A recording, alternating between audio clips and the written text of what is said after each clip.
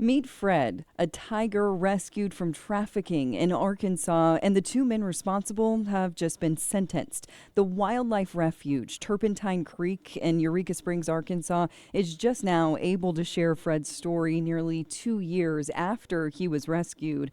Fred was brought to Turpentine Creek in April 2023 after authorities uncovered he was sold illegally and it violated the Big Cat Public Safety Act. As the case moved through the courts, the rescue couldn't release the details of what happened, but now that there's been convictions, we're able to finally hear Fred's story.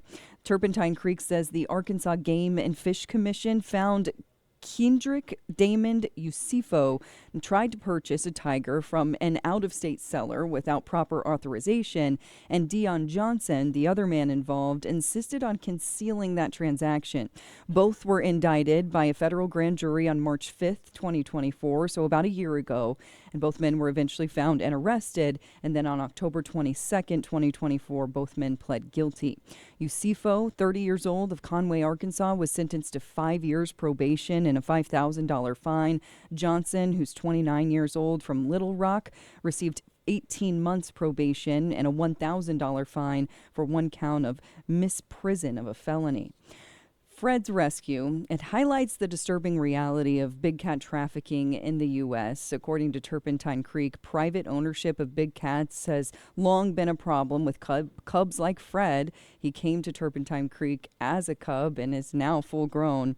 They're often mistreated by individuals and unprepared to meet their complex needs, and these animals frequently end up in dangerous situations, neglected, abandoned, or seized by authorities when the laws are broken.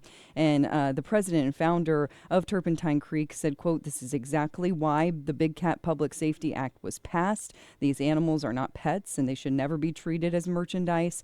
Fred was a victim of greed and ignorance, but thanks to the enforcement of the law and our partnership with federal authorities, he will now live a life free from abuse." You can see in this video, he looks quite happy now.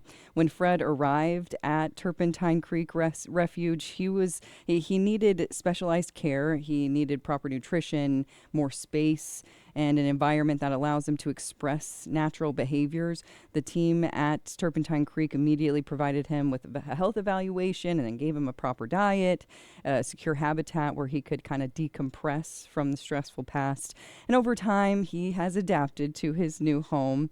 Of course, he's a cub in this video, but you can kind of see him blossom throughout this footage. He enjoys playing with his enrichment toys now. Staff say he likes lounging in the sun. He likes exploring his habitat, even in the snow.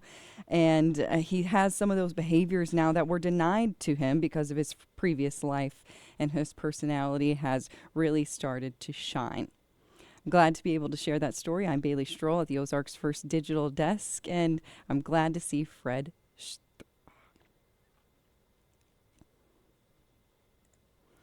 I'm Bailey Stroll from the Ozarks First Digital Desk. Glad I could share Fred's story. Join us next time for more coverage.